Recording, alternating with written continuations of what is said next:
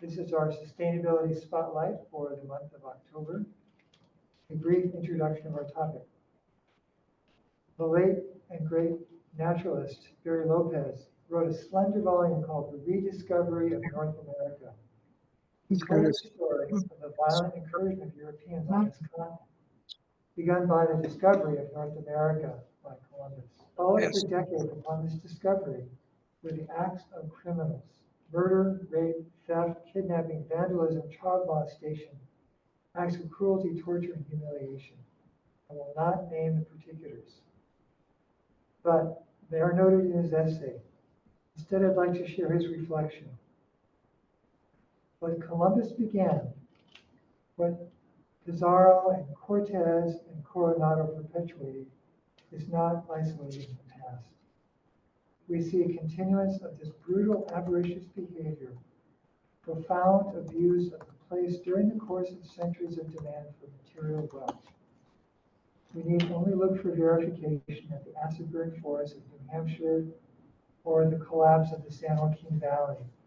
Lopez concludes this piece, 500 years later, we intend to mean something else in the world.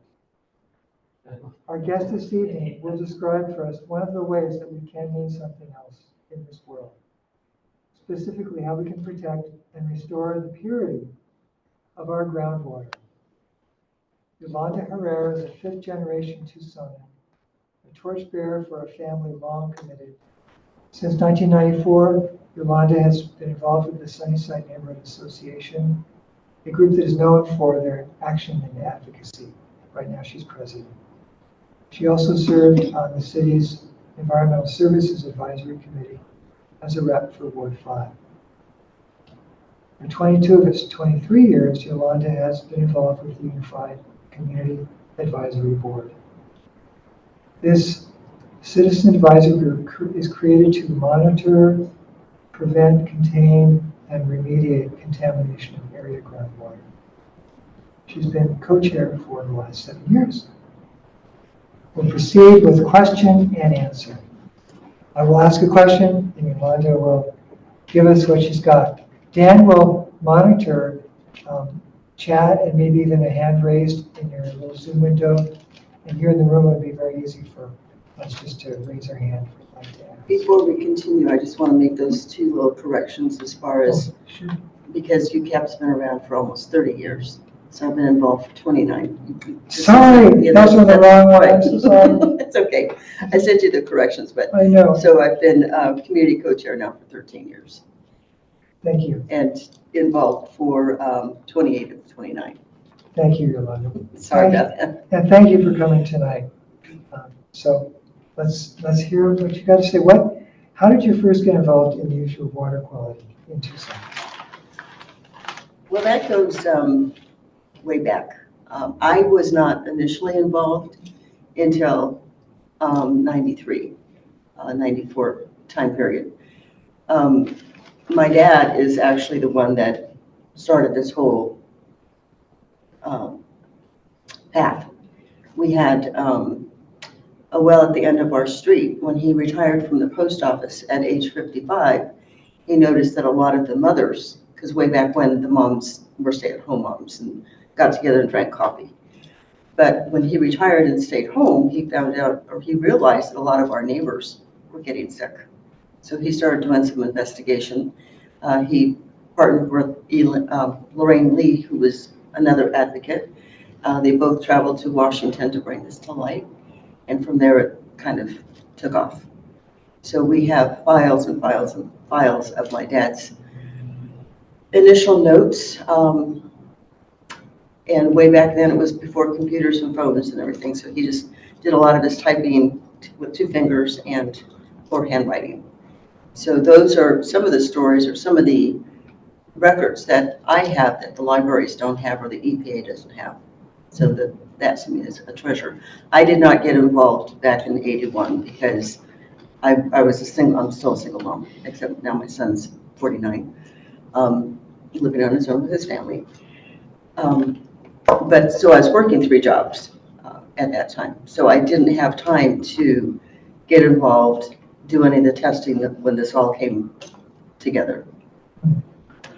And reading some of his notes, they really only like 1,600 people out of thousands and thousands got involved with the testing and the initial lawsuit. Because again, it was time consuming and everybody was working. They did it during working hours. And how many people can afford to miss work? So was he driving the lawsuit then? No, he brought it to the attention and then others did the lawsuit. Right. So in fact, it was one of our classmates that actually picked up that torch and took the information my dad gave them and started the lawsuit. So a lot of the Sunnyside high school people were affected by this. Raul Grijalva is one of them. And so what have you learned about the hazards in our water? Well, I can say this honestly. Tucson Water has done an excellent job cleaning our water and protecting us. That didn't happen overnight. It was a long battle. Initially, they said we were getting sick because of the food we ate, because we had Mexican food. Well, my dad never ate Mexican food. He didn't like that. He was a hamburger kind of guy. So, and that was prejudicial to us.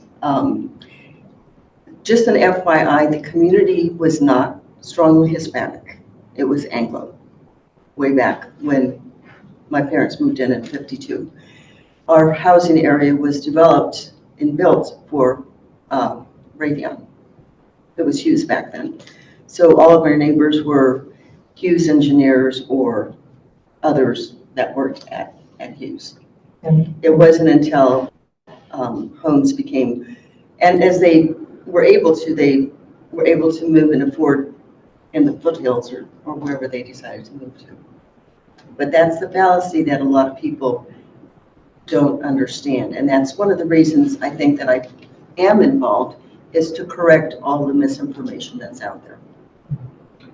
do you have another example of the kind of misinformation?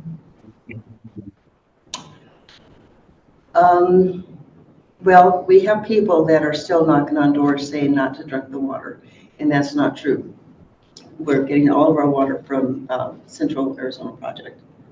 Initially, because of the lawsuit that was started back in the 80s, part of that was everybody south of Irvington would no longer receive Tucson water directly.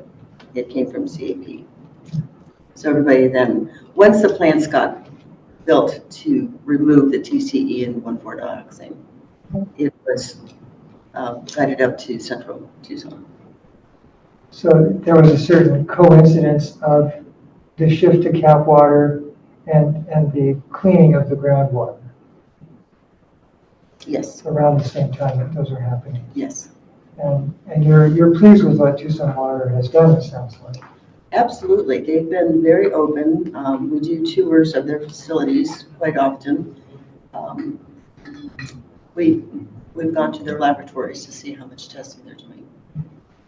We were very fortunate. Here's another story that when 1,4-dioxane was discovered, our city manager was Richard Miranda, who was the former chief of police. Well, Richard also, he's one of my classmates.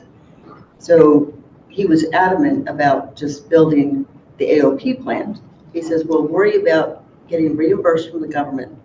Right now, we're going to take care of the people and take care of the water. And I was very impressed with that because he understood what our classmates went through. And we have to be very grateful that they are being more proactive than reactive.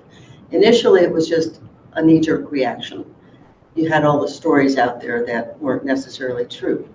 Now everybody's trying to get more factual information. We have a good relationship with all the directors from Tucson Water, finally, after years of holding them accountable. So how did that happen? What made that change in attitude? I think the fact that we just didn't give up. We didn't roll over and say, okay, whatever you say. That's not our attitude. We question and we question and we question.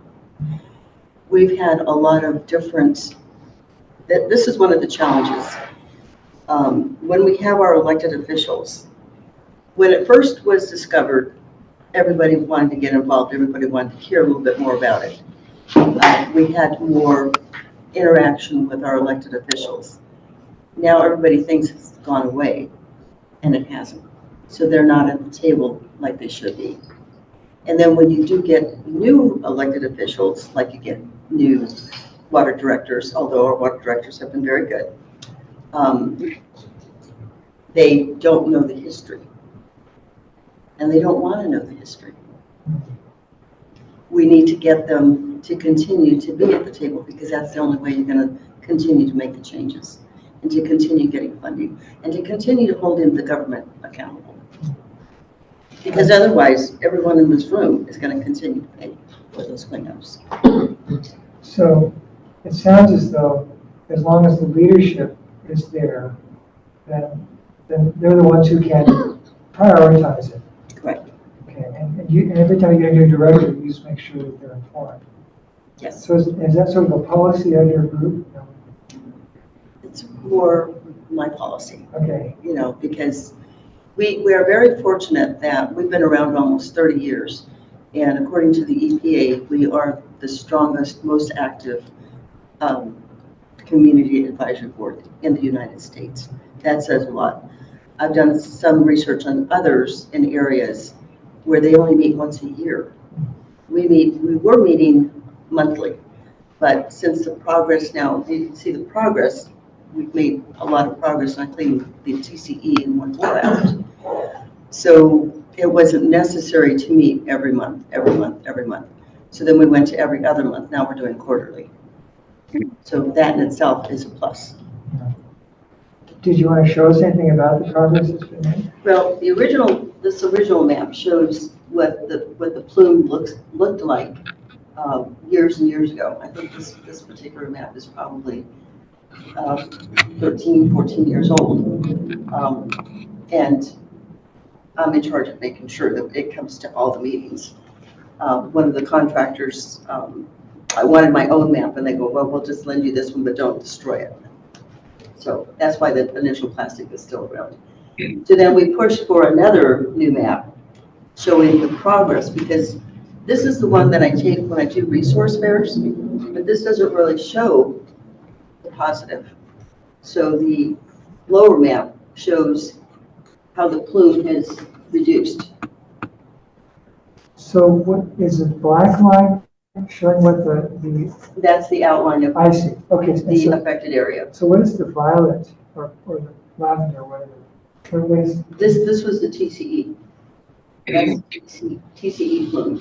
uh-huh. So these pockets are where TCE is still, and 1 4 dioxin are still an issue.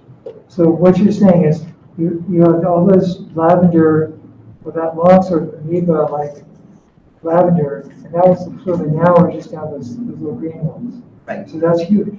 It is huge. But That's you're looking how at many almost years? 30 years. Pardon? 30 years? 30 years, almost 30 years.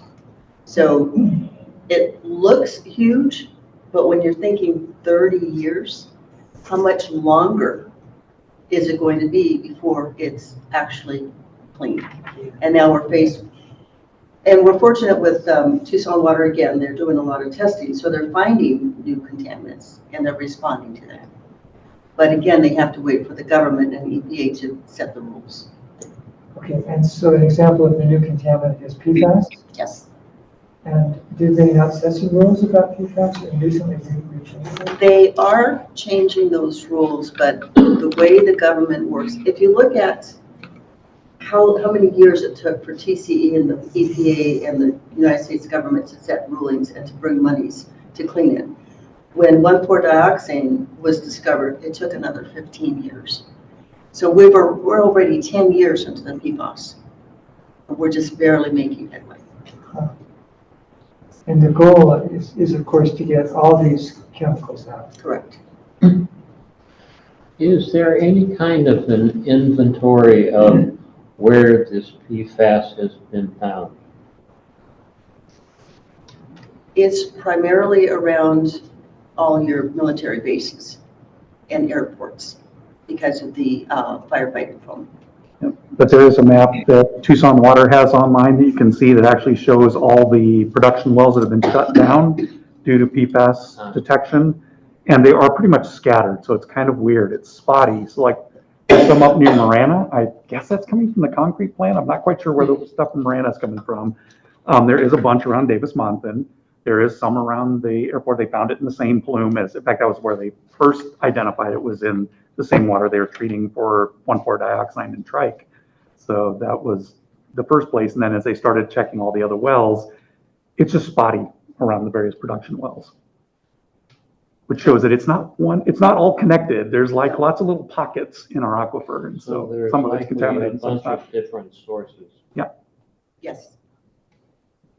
Kurt, I was wondering whether there's certain underground channels that would determine, get something show up over here, but that means that the continuous amount. It does move, so and I'm sorry, I shouldn't be talking for you. That's fine. I like that you know this. The groundwater under the Tucson Basin moves from the southeast to the northwest. So there is actually a constant flow at varying rates, again, depending on, just like imagine like a river. There's little eddies and pools in the aquifer, so some of the things don't move very quickly. Some do move more quickly, and that's part of the reason that Tucson Water is concerned, because they're worried that these high concentrations of PFAS may start to be migrating into other clean wells. And although they're not actually running those production wells right now, if they need to, they can't. And so that's one of the things they're concerned about. And it would have been nice if I would have had the PFAS maps, but they're not made yet. But there's a huge plume around the Air National Guard. Yeah. Huge. Yeah. And they don't necessarily want to address that. They went through another contractor. Again, every time we get new contractors, you feel like you're going back to square one, re-educating them. Yeah. The hardest part for us as a community is these people don't live here. They haven't been impacted by it like we have, especially military. They just kind of come and go. Okay, I'm going to be the commander of Air National Guard. I'm only going to be here for 2 years, so what do I care? That's probably going to get me in trouble. but that actually, I do say things like that because they're not vested in our community. They really aren't. I had a question about what have been your impediments, and what I'm hearing is that the lack of community engagement of some of the decision makers could be one of the major impediments. Yes, yes, and because they rotate in and out at election years, you don't have consistency. So you have to re-educate. I had one of the elected officials' aides call me one time on a Friday, and he's like, can you tell me in 10 minutes what this whole history is? And I said, absolutely not. I said, if you want to learn about this, then attend the meetings. You get all the paperwork. Everybody gets all the minutes. Anybody that wants the minutes can sign up to get minutes in all the presentations from day one. I mean, we have the full library at Valencia Branch Library from day one.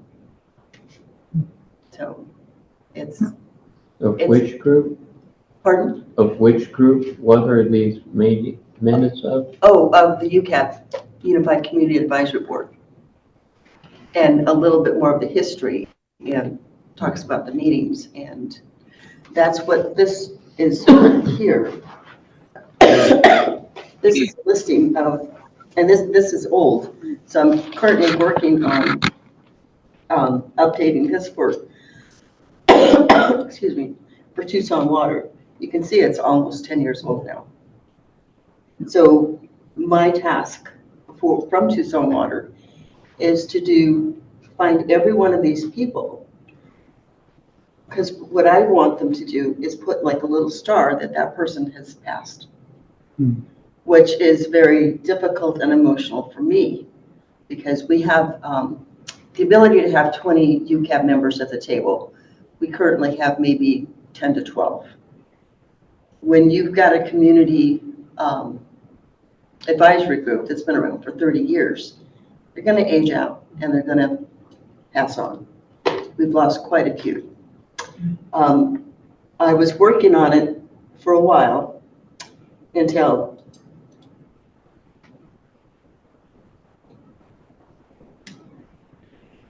and this is very hard because this is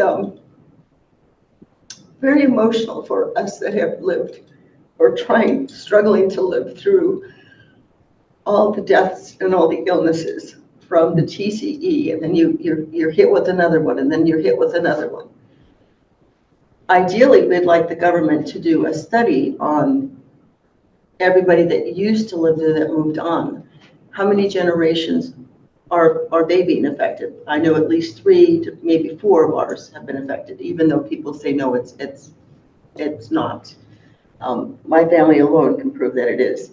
But at any rate, going back to this, there was a gentleman, Gerald Corti, who lived close to my parents, or my mom when she was growing up. Very, very smart man. Was not able to come to the meetings, but he would try to stay in touch. And I didn't know he died until I was looking up names. And so I told Tucson Water, I'm going to work on it, but I have to be in a better space because it's just really hard on my heart when I find out somebody I've known for decades has died. Can I ask you a question? Have you thought about seeing if the university would work on a study? Maybe that the medical school, the integrative medical school might be willing to do a study with you instead of focusing on the federal government per se, because We have partnered with the university on a lot of different projects. They did the timeline for us quite a few years ago. It's when you mentioned who one of our strong partners are, the university is. So we've had students who started with us 20 years ago who are now professors. right, And I think that's fascinating because they've gotten their doctorates because some of their work has been on this study. it's great. So Yeah. as far as trying to get somebody else to help me find these names, they wouldn't know. If you look up one name and there's 15 of the same name, See. that's where the work, you really Yeah. have to know who Like that person was. genealogy, yeah. So, Have there been any other blockages that are still present or that got overcome? Because we're all here problem solvers. We're all trying to get things done in the community. And we all run into impediments. So hearing what you've come up against and how you've dealt with that is of great interest. so the question again is, Well, what are some impediments that you've had and that you've overcome? I mean, you mentioned just, getting the the elected lack of officials knowledge, back yeah. to the table. Yeah. So that keeps being the top one. It is because every time you have an election, somebody loses, then you have to retrain somebody else. And for them, it's not, because it's been almost 30 years, they just shrug and think it's not that big of a deal. And it is a big deal. And Yeah. that's trying to convince them of that. Elected officials and also the military directors, it sounds like. Right. When you look at the military's budget, and we're talking billions of dollars, right? And maybe we're only asking for 1% of that to maybe do a study. And we used to have the TCE clinic. That was part of the lawsuit. Well, that TCE clinic went away probably 15 years ago. What's TC? That one of the contaminants, Oh, we called it the okay. TCE clinic Gotcha, because that was part of the lawsuit where they had to give us health care. gotcha. Well, if it's closed, where are you going to get your health care? They said, well, you can go to El Rio, but no, you can't because they're maxed out. And they don't know the history. The doctors wouldn't know what Right. questions to ask you. So that's another block, you know, because not everybody has health insurance.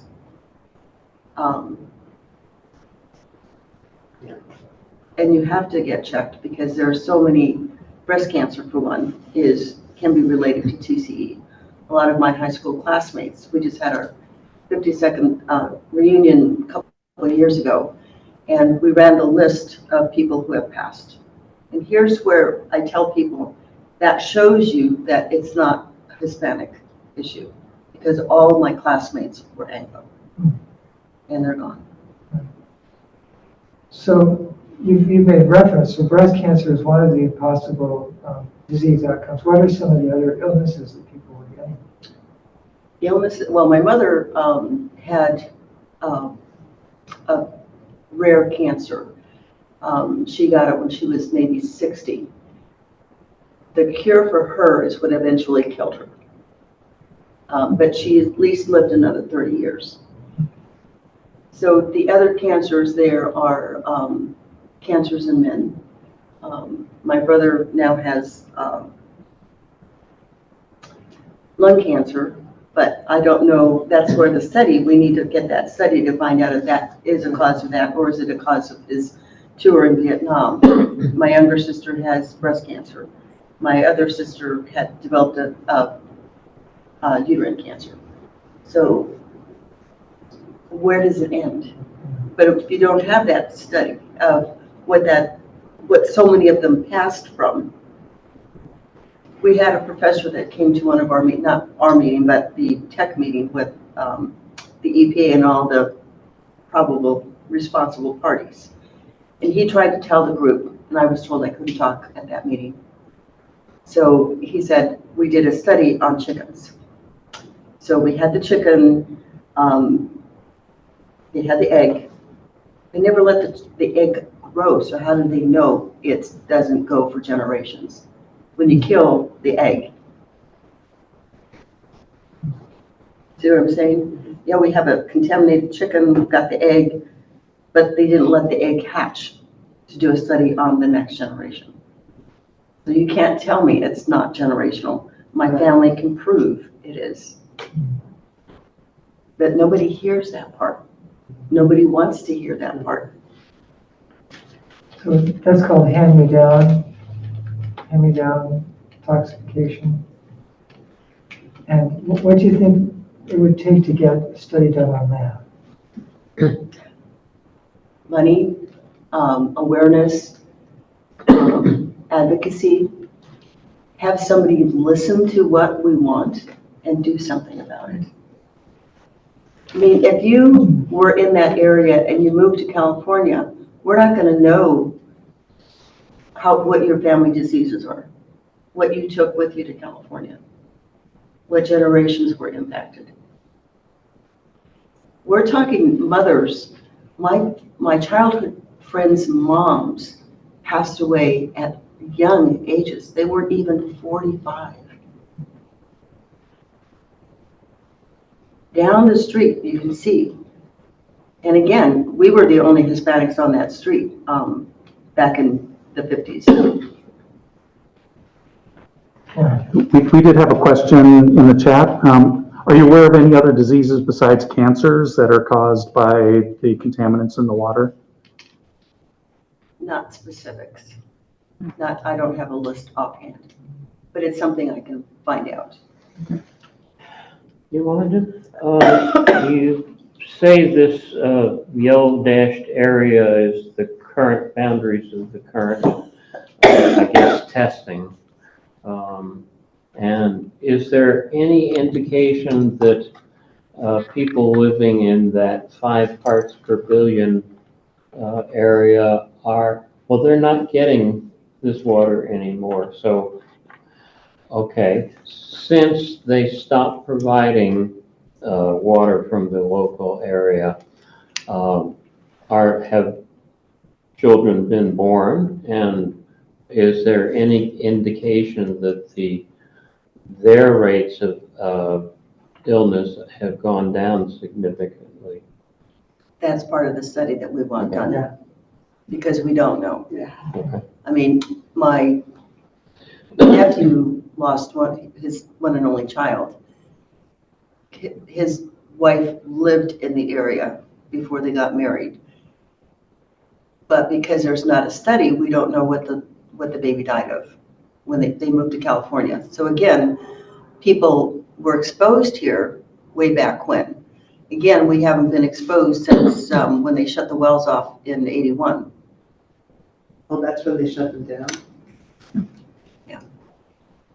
But when you live down the well for 30-some years and drinking that water directly, I hate to say this, but, you know, whenever there was another story of water contamination, we got people knocking on our doors trying to sell us bottled water.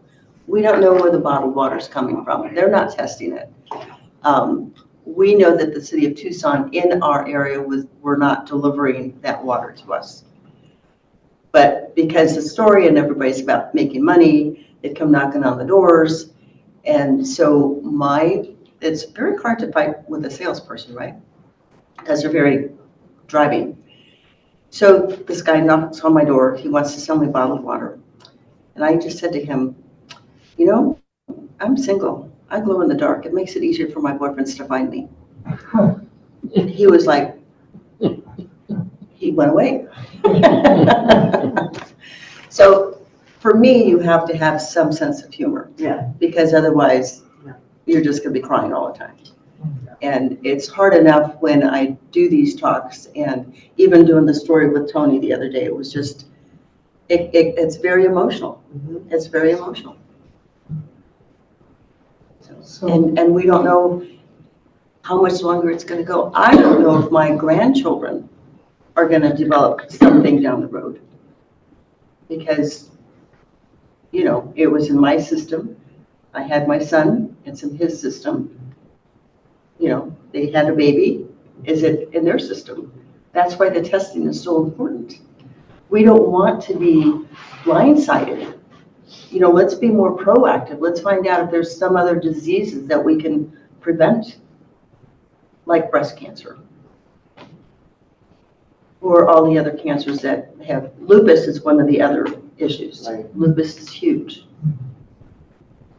So, and brain cancer. One of my friends had brain cancer, so she's. Any specific kind or just? I don't really know what she ultimately had, but she's been suffering with that. She was a cheerleader in high school and just had a great life, and then she can't really talk right, and she can't really see right. You know, she's still a great mom. She's still active, but limited. And before you ask the next question, there was another question that came up that I'll actually just answer really quickly, and then you can get on to your question. So Paula asked what the source of the original 1,4-dioxane and the TCE plume was, and that was the Hughes manufacturing plant at the airport. They discharged chemicals that ended up in the aquifer, and that's what the original contamination source was. So that's how that got there. That and 3 hangars, because during World War II, we had the 3 hangars there. Yeah. So, and 3 hangars is still, they're heavily monitoring that. It's, and I remember 3 hangars when I was in high school. That's where Pima College first started their college, was the 3 hangars. Now it's like a ghost town. It's really eerie looking. That whole strip, it used to be nothing but manufacturing. Right. And that would be TCE there, right? Because they're using it to clean the aircraft. So that was what you use in the cleaning bays. The 1,4-dioxane was a manufacturing byproduct. And of course, PFAS is mostly from firefighting foam. So there's all kinds of things that keep contributing to this. Well, PFAS is also, Well, yeah. I don't know if it's in this carpet or not. In your carpets, in your pans, in your clothes, yeah. Yeah. So we just, yeah, on your clothes, because in your soaps and shampoos and Yep. makeups. I mean, I read labels, you know. So I know my daughter-in-law bought me some organic stuff for my face, which worked really well the first time. Then she bought me more, and my eyes just like got so swollen. They had changed one ingredient. Wow. One ingredient, and it just almost blinded me. I was just like, so organic is good, but you don't know what's in that organic stuff. Yeah. And also, a lot of times the PFAS is in the packaging, not actually in the material, so it's not going to be listed on there. So, yeah. I was shocked when I learned that some of these food containers are lined with PFAS, maybe the sandwich wrapper, so it's kind of. Popcorn? Yeah, it's, that takes me back to people trying to make some money. Yep. So I've got a question. Maybe you've already shared, but I'd love to hear a vignette of something that was a success. Like just something that went well, whether you witnessed it or heard the story or you were the facilitator. Well, I kind of think that when I was running the meetings and when we were dealing with PFAS at the very beginning, and we were getting pushback from so many people, but yet it's still out there. Tucson Water is testing and cleaning. And when you ask the Air Force if they are doing that, every meeting for about a year, I would ask them, because I wanted it on the record that they said no, no, no, no. And after reading that for a year, I think something clicked in somebody, and so now EPA is moving it a little bit. They're more aggressive. So keep asking the important question.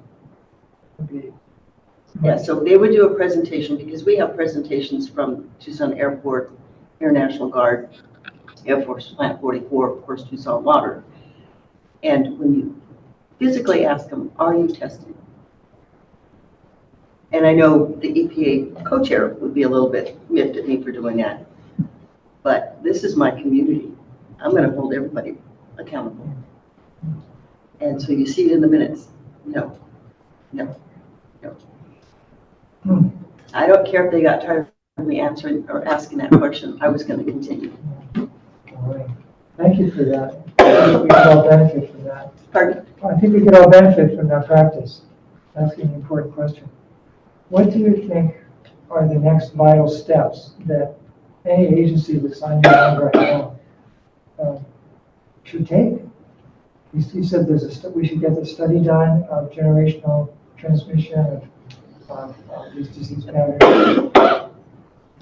That's one, but what I'd like to see happen is for things to move faster, why do we have to wait 15 to 20 years before they set some ruling in place that makes people do the cleanup at their cost, not at our cost? So you're saying, If you were sick and you went to the doctor and he goes, well, come back and see me in 15 years. How would you feel about that? Would you be up in arms? Would you say, don't you care enough about me? That's what I'm hearing and seeing. I don't feel they care enough about us to move things faster. Again, maybe if their child or grandchild lived here and got sick. so the they you're speaking about who are slow walking this are, again, elected- Everybody who's dragging their feet, everybody who's said those no, we're not testing for that. No, we're not moving it forward. No, we have to wait for this test. Or for the government to come down hard on us. So what would you like us, I mean, here we are with some 15, I don't know how many people listening. What can we do? I would say get involved a little bit more, start shaking the bushes with our elected officials. Ask them the tough questions. Why is this taking so long? And She said that. that sounds like at the federal level or at the city All level? levels, because you know nothing is going to move without everybody coming together. So we need more people like you who are asking questions and, The hard questions. yeah. Well, if you, I was invited to a White House environmental conference a year and a half ago. And I told our story. And I asked them the same thing. I asked them about the study. You know, that's when I brought up the tree of life. The government was spending millions of dollars planting trees. Okay? What about my tree of life? Who's caring about that? So I was promised that they would move something forward. was a year and a half ago. I haven't even got reimbursed. But again, being present, asking the tough questions. Don't let them back down. Don't let them walk away. Jenna coordinates advocacy whenever there's a call out for some action. And I imagine if you were to send her a sample letter that we should personalize and send to someone, that there'd be some people who would respond. Well, we can advocate for younger people to come to the table. Because if you look at the table, they're my age and older. So nothing will move forward if you don't get the younger people to the table. It's just going to fade away. So, may I interject? I used to work at the university. I was a wellness counselor there. And there's a sustainability group at the university that is extremely active. As a matter of fact, it's one of the best in the country. And these are young people who are really invested and really interested in making changes. And I think if you maybe do a presentation there, or at least speak to whoever the person is in charge, the president, that would be a start. I also want to share with you, when I was in college, I worked with an organization called the New York Public Interest Research Group. Have you ever heard of Love Canal? Oh, yeah. Okay. They were the ones that exposed Love Canal. And they were the ones that fought for water, I don't know what it's called, at that time. That whole town had to be shut down. I mean, it was eliminated. But it was water education, and what my job was, we went door to door in the summer. They would hire university students and young people who needed summer jobs, and they would educate the public. And that was another way that they approached it. So, I mean, I don't know if they're even still in existence. It's, it's been 40 plus years, but perhaps maybe looking at something like that, like an educational model of some sort. I'm not sure what you've done in regard to that. Well, we have had workshops and whatnot. Yeah. We've had events partnered with the university, like town halls, a little bit stronger than a town hall, though. Do you mean Students for Sustainability? Yes, that's it. Yes, we've done some collaborative things with them. They've done tours of watershed management group, but they have new people. It's kind of like your military people. They graduate, and there's new people that you have to educate. And you have to start all over again. Yeah. But you've got to educate people going out into the world. Yeah. When you do that, Students for Sustainability. Okay, Paula had a question. I'm going to have her ask her question. I'll probably have to relay because I'm not going to have the mic. I won't have the speaker on. Go ahead, Paula. I was wondering if, well, first of all, let me respond to the person, I didn't see who it was, who talked about NIPERG, and maybe Arizona PERG, the Public Interest Research Group, might be interested in getting involved. But my basic question, I was wondering if there are any specific electeds who are particularly responsive or unresponsive of the ones at any level of the ones who are in office now, or if you know if any of the candidates are seeing this as a particular important issue. Okay, yeah, so Yolanda, you may not actually have the answer to this, but Paula was wondering if you know of any of the current office holders who have been responsive, or on the other side, non-responsive, or if you have been talking to any of the current candidates for office who have been responsive to the issues you've been raising. I haven't talked to any of the candidates, no. I'm basically trying to get those that are already in office to the table. Some have sent representatives. We used to get more from Phoenix that would at least, you would think that it's a Zoom meeting. It would be easier for them to attend, right? Not happy. So I guess that's my job, is to start pounding on their doors louder that says we're making it easier for you to gain this information to help us move this forward faster. So. Okay. Do you have particular people in mind who you would like to hear from us? Do you have particular officials in mind who you'd like to have hear from? Well, we need to do not only the local and state, but the federal level needs to be at this table. Mhm. And quit sweeping us under the rug. Are you getting active support from the city council? Is this being recorded? It is, actually, but go ahead. Yes and no. Yes and no.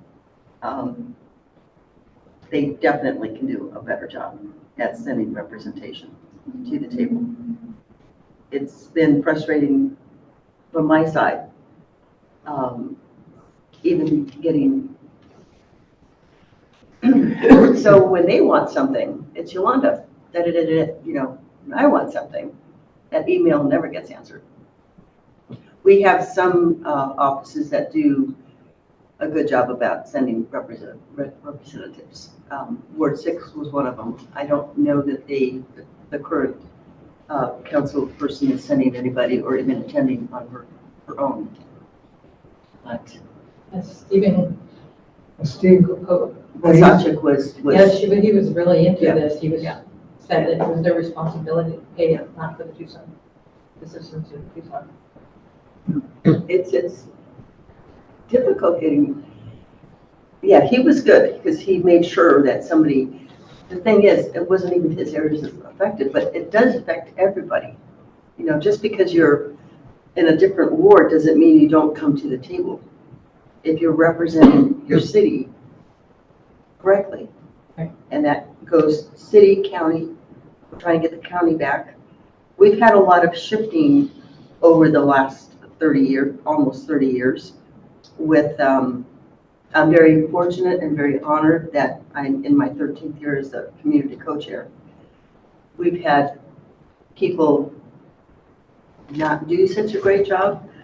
You don't, God bless them, they were very good for when they were chairs, but you don't yell and scream at your audience. That's not a very welcoming thing.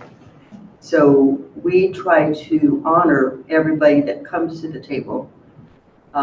We do have some ground rules, especially when it comes to media, because as a UCAB, we're volunteers and we don't give them permission to put us on film. They can put the elected officials on film, interview them. And we don't, everybody wants that 5 minutes of fame. We have call to the audience, but we want it to be specific to, in order to limit people getting on their bandwagon, I've changed the rules a little. Write your question down and we'll read it.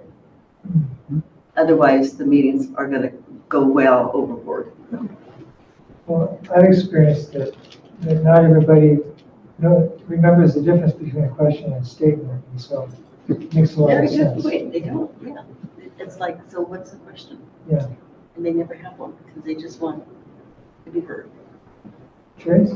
Yeah, Yolanda, I'm working on a project that would have us use as much of our harvestable rain as we can to transform Tucson into an oasis in the desert. But even with millions of rainwater trees, that's only 5 or 10 billion gallons out of perhaps 40 or 50 billion gallons.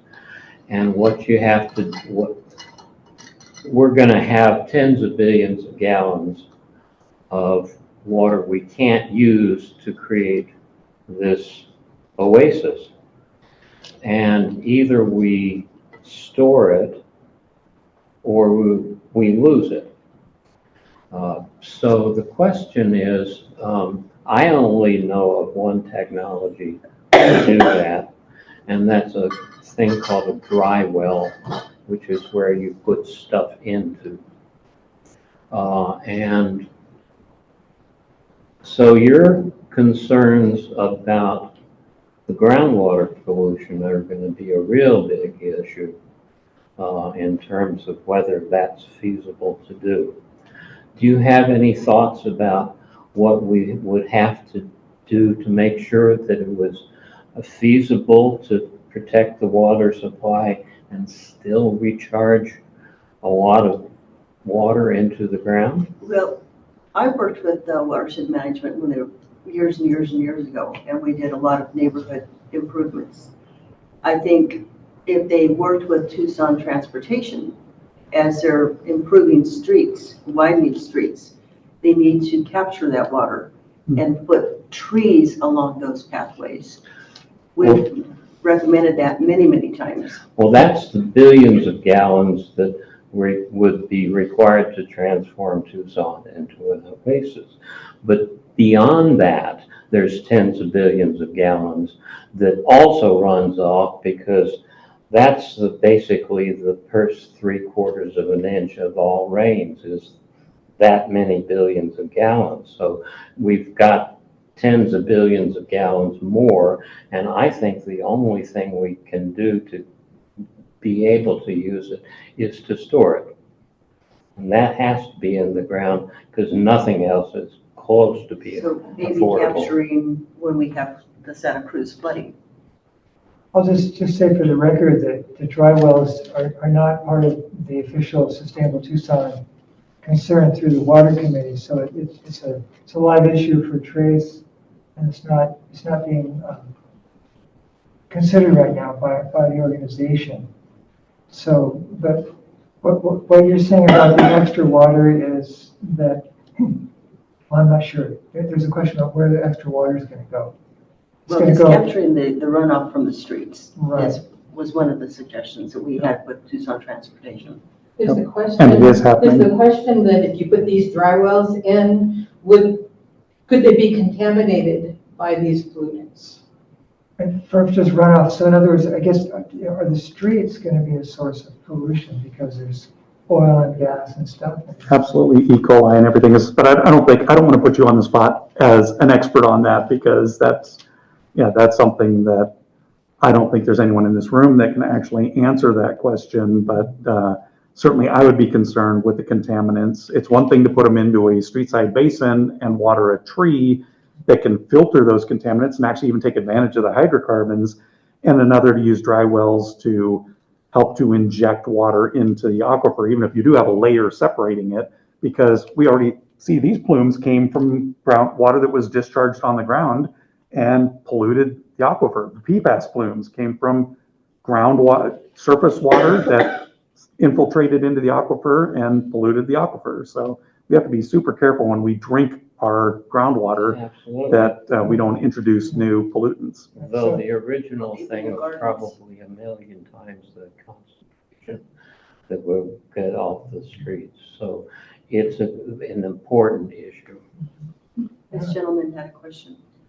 I was just wondering, I mean, you know of any cities that have the situation of being near a mountain and actually getting a lot of rain and found a way to capture it and see it. I'm looking up some, that's probably, there's something rain harvest Tucson. We're actually kind of famous because Tucson Water has rainwater harvesting incentives, so you can get up to $2,000 to do rainwater harvesting rain barrels, or to put in basins in your yard. And it used to be that you had to get the incentive, you had to hire somebody. If you put in a basin, it was only $500, but now it's the amount of water that you actually save. So Tucson is a groundbreaking city as far as rainwater harvesting goes. You're saying in Utah, you can get a barrel for $83, which is much less than the $139.99 that actually retails for. I mean, That's a 55-gallon drum. plus 65 gallon. Oh, yeah. Yeah. So we have really big rainwater That's a harvesting good- basins in That's a our big footprint, Yeah. and a lot of people don't want that. So I I wonder, wasn't sure if this lady had, did you have hi, any John, questions? did you have? Hi. Hi. Yeah, I'm just listening. Okay, well, this might be a good time. Jana, as the chair of the Water Committee, wanted to just share a little bit, and also perhaps Dan, because of your close association with Watershed Management Group, you want to just give us a, sort of a bullet list of the projects that you're working on, or that the organization is working on. And then we can wrap up, I think. putting me on the spot. Hi, I'm Janice Siegel-Stormont, and I'm the head of the Water Committee at Sustainable Tucson. And we just want to announce that we actually have a position statement that allows us to advocate for, let me actually get this right, my piece of paper here. It's the Water for Rivers. Sustainable Tucson supports the actions of environmental organizations and government entities that place conservation and water quality protection at the center of water management practices, particularly the conservation of ecological flows by keeping some of the water in our rivers and aquifers, and enacting and upholding environment regulation protections of water quality in intermittent and ephemeral flows. So right now at the state legislature, there is a woman who is a realtor, who is the gatekeeper for all of the bills about water, and she is enacting a whole bunch of bills that like weaken our AMAs and other water protections. So if you would like to advocate against bad water policies, email me at jana@sustainabletucson.org. And that's JANA@sustainabletucson.org.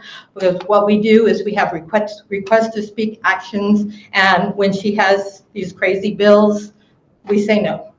So we fight against these kinds of things. So also, because we had this position statement that was approved by the Board of Sustainable Tucson, I went to the Environmental Educators Conference, and I could advocate for the Santa Cruz Urban Wildlife Refuge.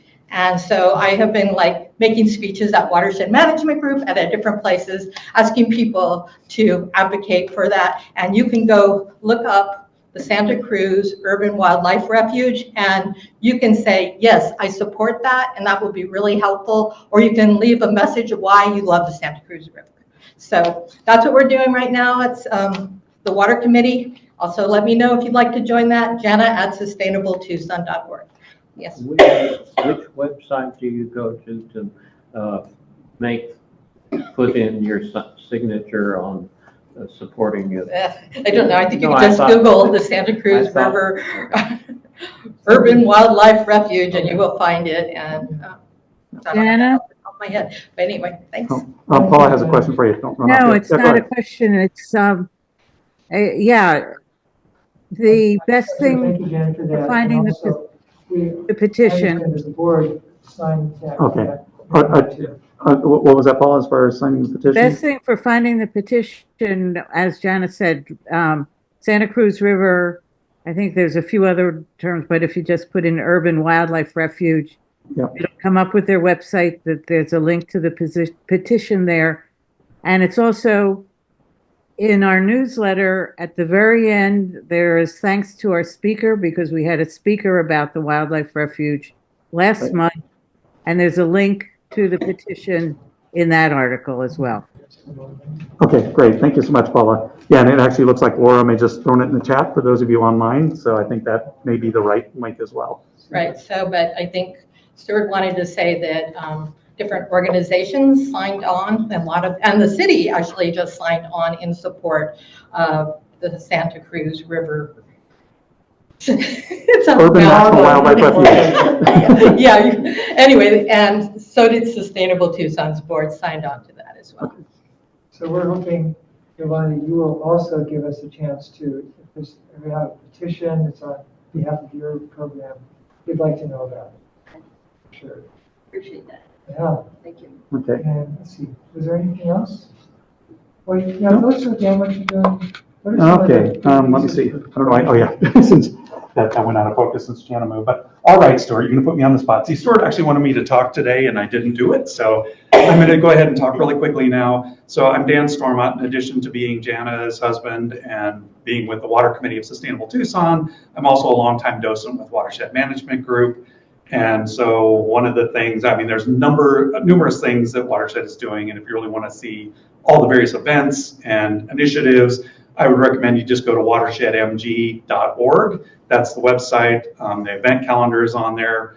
There are a number of different events that happen all the time, like something that's called How Low Can You Go, which I believe Trace actually went to this last weekend, where it's an interactive activity that you can learn how much you can save in the water that you use daily in your home.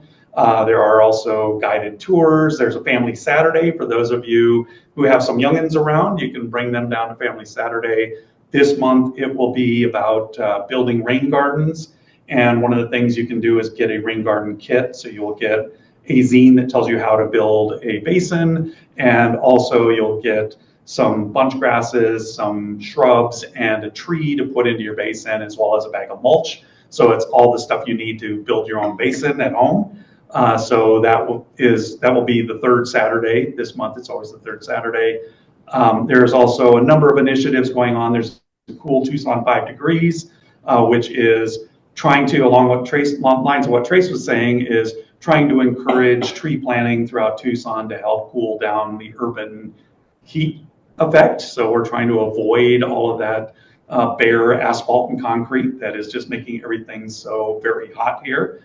And also there's a sustainable mobility campaign. So if you're riding a bus or walking or biking, they've got some information for you, including bike repair workshops. A couple of other things are native edible trees, which is a current grant-funded program to identify those native trees in your neighborhood that are edible. A lot of people live here in Tucson, even a lot of people for a long time, and don't realize that a lot of the native trees do have edible portions that they're not taking advantage of. So that's I'm probably missing half a dozen things. Another thing related to the Santa Cruz River Urban National Wildlife Refuge is that Watershed Management Group, along with the Santa Cruz Watershed Collaborative, is working on a project to change the way that drought declarations are made. So looking at the actual conditions within the Tucson Basin rather than basing everything off of Lake Mead. So that's an initiative they're working on. I may speak about that at a future meeting once I get more details, because I don't know enough details about it. But that's probably it. If you have any other questions, probably the best thing to do is go to watershedmg.org and just see the information that's on there. Thank you, Dan. And I didn't know you were with Watershed at one time, Yolanda, so. Wait, like, I don't know, 20 years ago? Yeah, back at the beginning. Yeah. I was back at the beginning for a lot of different, the Santa Cruz River Alliance, do you remember that with Rita Johnson? Yeah, that's kind of what Santa Cruz Watershed Collaborative sort of came out of that. Okay. So, yeah. And that was years ago. And Building the Best of Tucson, that was 30-some years ago as well. Are you working with Linda Robles? She comes to the meetings on occasion. But she's been advocating at the White House. She's in some documentaries. A lot of misinformation there as well. Oh, interesting. There's a story there. Well, so you are doing such important work, Yolanda, and to close, can you share with us, even if it's just saying again something or something else that comes to mind, what is something, a bright moment or a bright prospect that keeps you feeling good about the work you're doing? Well, for me, it's following in my dad's footsteps and my grandfather's footsteps, because they all advocated for our community. Going back years and years and years ago. What I wanted to do was also mention that our next UCAB meeting is next week at 5:45 at El Pueblo Neighborhood Center. And I can send you the link if people want to just do a Zoom. I think initially a Zoom meeting would work for newbies, so that they're not too overwhelmed. So they'll miss the pizza at the El Pueblo Senior Center, but and feed them and they will come, right? Yeah. There was a teacher, when he mentions his parents, will always say, "Blessed be their memory." And clearly, you have blessed memories of your father, grandfather? My grandfather and my dad, Your yes. grandmother. So thank you again, Yolanda. So my dad's name is right there. Ah. So these are some of the people from the past UCAB members. So And there's your name as a as the past, community, yeah, I'm the current co-chair yeah. and the longest standing co-chair. The others maybe 9 to 10 years. Yeah. So I'm actually at 13. Yeah. So, and my wish is that they continue to vote me in for continuing as a community co-chair. It's that history, you've got to keep history alive and keep it going, keep it consistent. Winston Churchill said, if you're thinking long into the future, you need to look long back into history. Well, and this is one of the things, right? We don't want history repeating itself. That's the bottom line right there. Okay, well, thank you again, everyone.